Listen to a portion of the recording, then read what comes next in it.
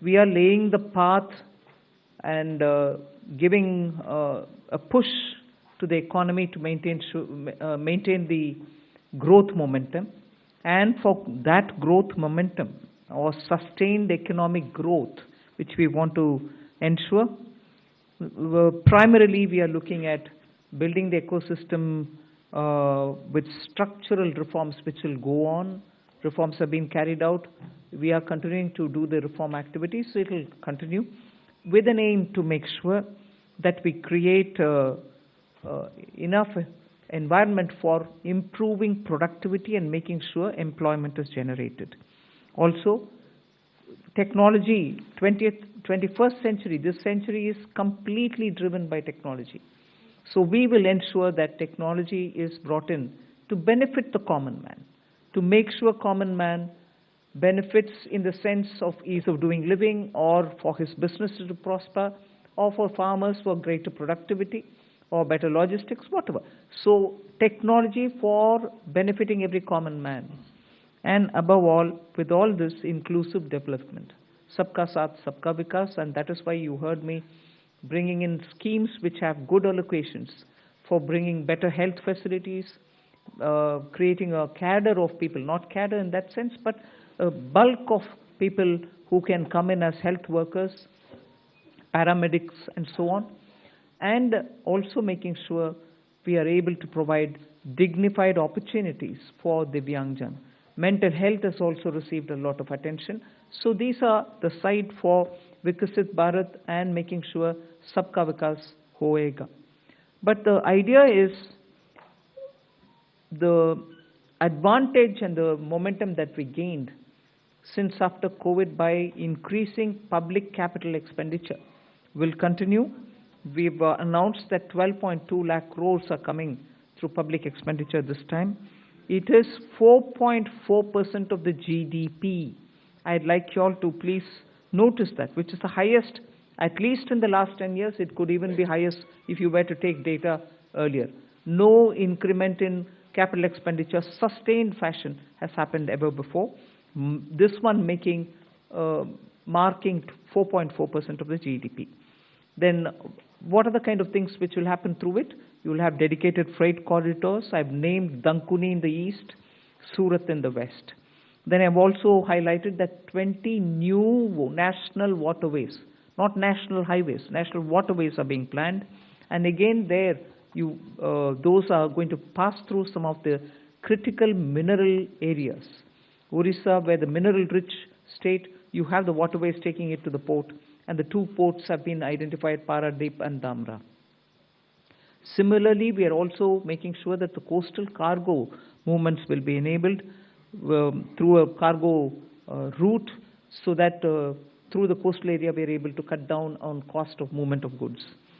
City economic regions, developing them is a very big new measure that we're coming up with.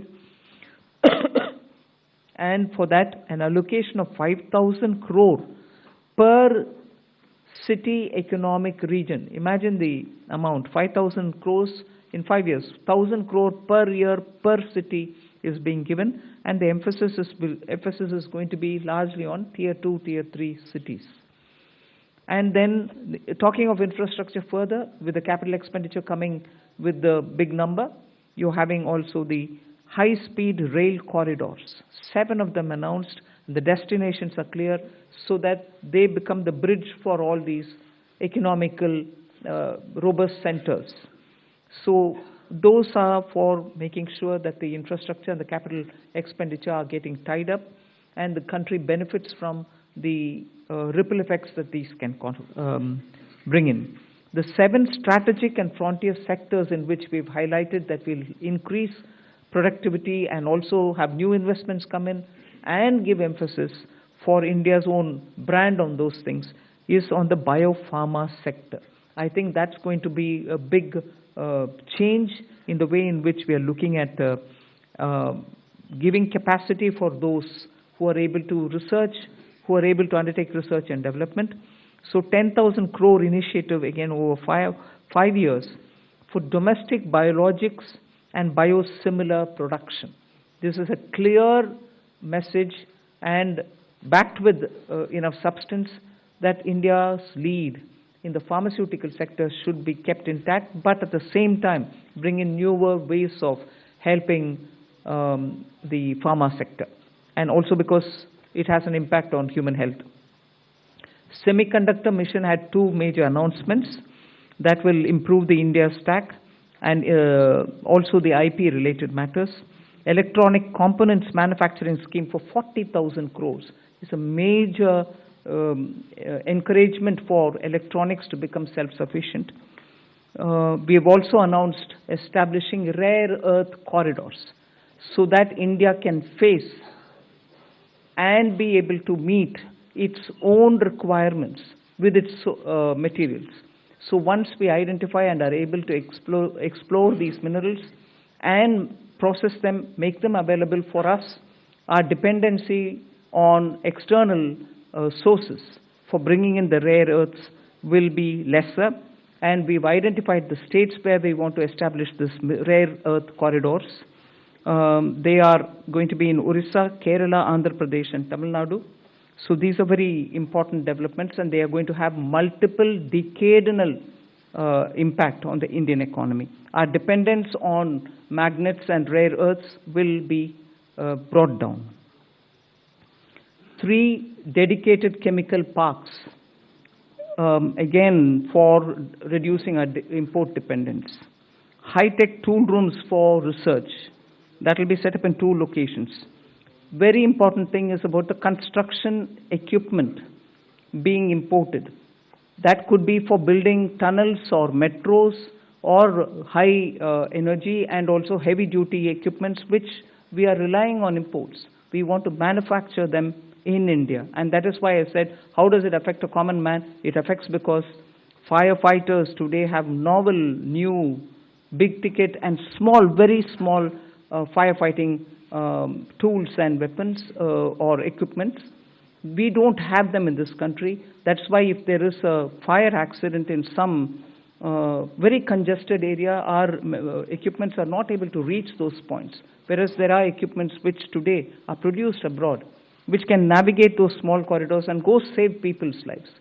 Whether they or huge ones, all of which we want to make sure that we will have production in this country itself, whether they are tunnel boring or anything else. From small to big, we want to bring in those very impactful infrastructure into India. So we'll support domestic manufacturing. Then container manufacturing is another, which we'll support. I think I've gone in detail talking about the textile support in various forms. One very important announcement was made, Mahatma Gandhi Gram Swaraj initiative, which will make sure khadi, handloom, handicrafts will all be brought in, and one district, one product will all be brought in this initiative, and we'll be able to support rural artisans, rural workers, and handloom weavers in those areas. Legacy industrial corridors have got saturated. Manufacturing happening there is now very constricted because they are not able to bring in newer robotics and others. So we want to upgrade these legacy industrial clusters so that they become cost competitive and efficiency comes into these places.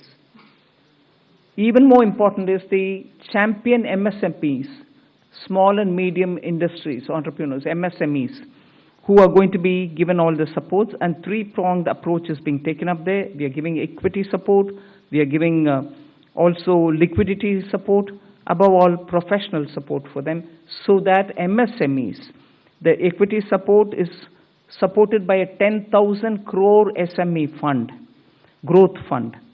Above all, we are also topping up the Self-Reliant India Fund with 2,000 crores. So MSMEs should not feel any dearth of resources for equity.